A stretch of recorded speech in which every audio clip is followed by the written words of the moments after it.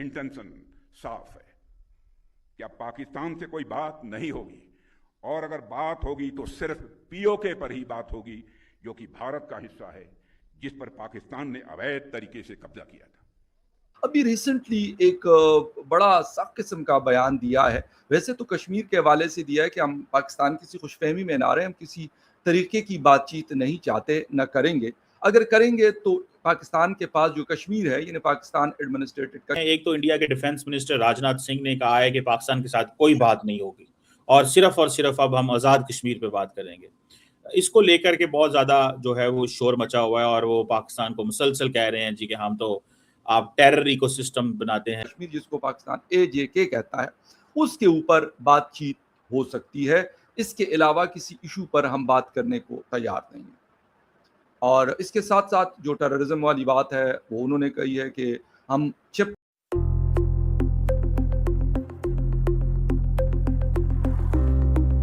हम economic setup बनाते हैं, आप सुसाइड बॉम्बर देते हैं, हम सैटेलाइट बेचते हैं, इस तरह की बातें वो कर रहे हैं तारड़ साहब। और माहौल को उन्होंने गर्म किया हुआ है राइट आफ्टर द रेजिग्नेशन जो उनके एक मिनिस्टर साहब एजुकेशन की तरफ से आया।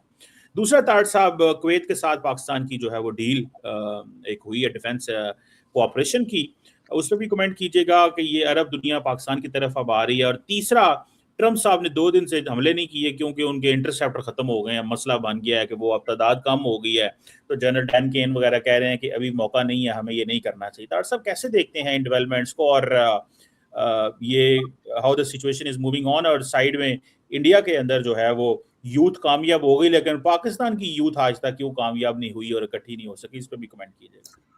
चीमा साहब, मैं एक तो मुबारकबाद देना चाहूंगा अभिजीत दीपिके को, जिन्होंने एक बाहर से जाके काकरोच पार्टी एक बनाई जो कि एक मजाक था, और आज उनकी कामयाबी हुई है, उनकी विक्ट्री हुई है। मैं उनकी विक्ट्री कहूँ। दुनिया का एक ऐसा ताकतवर डिक्टेटर गैंग माफिया का जो हेड था उसको शिकस्त दी, पहली शिकस्त उसकी, पहली फर्स्ट डिफीट। एक तो मैं दीपिके साहब को मुबारकबाद देना चाहूंगा, भारत की जेन जी को मुबारकबाद देना चाहूंगा, जिन्होंने एक बहुत बड़ा काम किया है। एक विश्व गुरु जो पैदा नहीं हुआ मां के पेट से, जो ऊपर से आया, जो भगवान है, अवतार है, उसको घुटनों के बल होना पड़ा। ये मैं मुबारकबाद देना चाहूंगा भारत की जेन जी को। अब हैट ऑफ। बल्कि मैं आज इसी पे बात करना चाहूंगा मेजर कि ये जेन जी क्या है, ये कहां से शुरू हुई है, कहां जा रही है, और फिर मेरे वतन अजीज की जेन जी कहां है, वो कहां खड़ी है। पहले इस चीज का कंपैरिजन करेंगे इसको आज। चीमा साहब, एक तो जेन जी एक ऐसी चीज है जो 1997 से जो पैदा हुए बच्चे 2012 तक, उनको कहा जाता है जेन जी लव्स है जूमर्स, वहां से जेन जी है। इनको जेन जी क्यों कहा जाता है? डिजिटल नेटिव्स हैं ये, इनके पास हाई स्पीड इंटरनेट मौजूद है और सबके पास मुस्तकिल स्मार्टफोन है। ये एक 3-4 चीजें हैं जो जेन जी के लिए होना जरूरी है, तब आपको जेन जी कहा जाता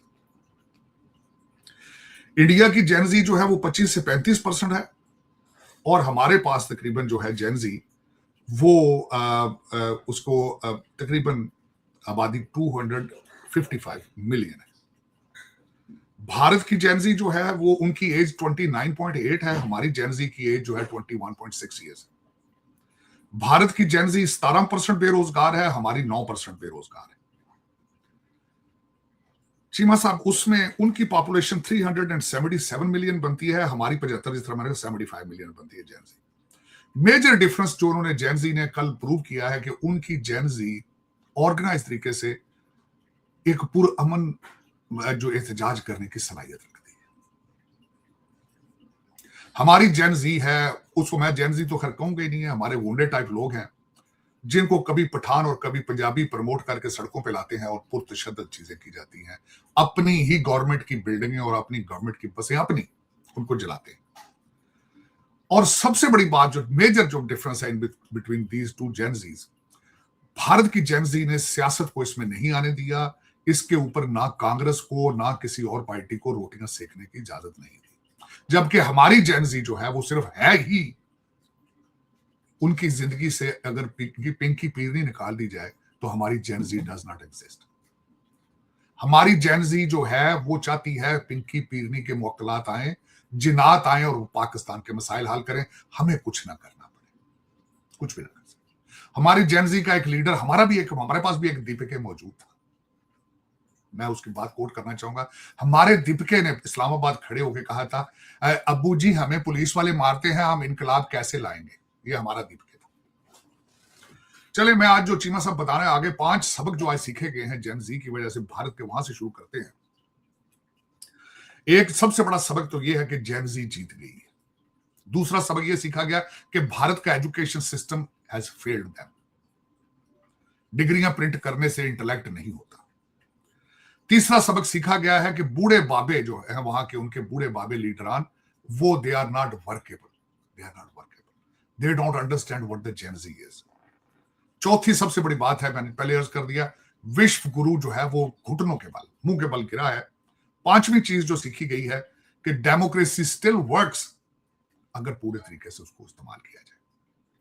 अगला सबक छठा जो सीखा गया चीमा साहब, कि उनका एहतजाज पीसफुल था, डिसिप्लिन था, ऑर्गेनाइज था। छठा सबक यह सीखा गया है कि मीडिया ने, गोदी मीडिया, वो इसमें इन्वॉल्व नहीं हुआ।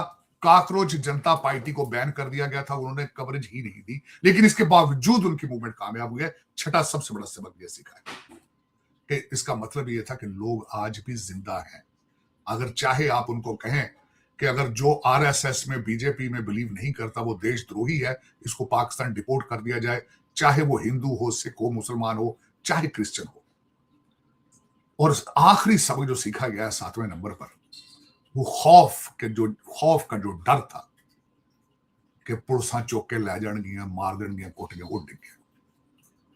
खौफ के बुत जो है वो गिर चुके हैं। ये 7 सबक सीखे गए हैं इसमें से, इस मूवमेंट से।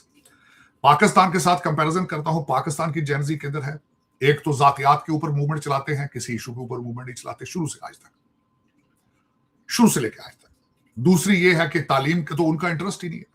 देखो ना, भारत के बच्चों ने दिखाया ना कि हमारे पेपर लीक होते हैं जिसपे मोड़ पाक। नमस्कार दोस्तों, स्वागत है आपका न्यूज एक्सपर्ट 24 यूट्यूब चैनल पे और मैं आ चुका हूं एक और नई वीडियो के साथ। दोस्तों, भारत के रक्षा मंत्री राजनाथ सिंह ने कारगिल दिवस पर पाकिस्तान को लेकर एक बहुत ही बड़ा बयान दे दिया है। उन्होंने साफ कर दिया है कि अब पाकिस्तान से कोई बात नहीं होगी, और अगर होती भी है तो वो सिर्फ POK यानी पाकिस्तान ऑक्यूपाइड कश्मीर पे ही होगी।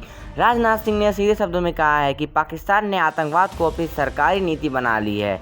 उन्होंने तंज कसते हुए कहा कि जहां भारत आज स्पेशल मिशन और सेमीकंडक्टर चिप्स बना रहा है, वहीं पाकिस्तान सिर्फ आतंकवादी साजिश रचने में व्यस्त है। इस बयान के बाद अब पाकिस्तान की मीडिया और आवाम में खलबली मच गई है। उन्होंने ऑपरेशन सिंदूर का जिक्र करते हुए चेतावनी दी, अगर पाकिस्तान ने कोई हिमाकत की तो भारतीय सेना ऐसा करारा जवाब देगी जिसकी उन्होंने कल्पना भी नहीं की होगी। तो अब आप अपनी राय में कमेंट में बताओ कि क्या राजनाथ सिंह ने ये सही किया। मैं मिलता हूँ आपको ऐसी किसी और नए वीडियो में, तब तक के लिए जय हिंद, जय भारत।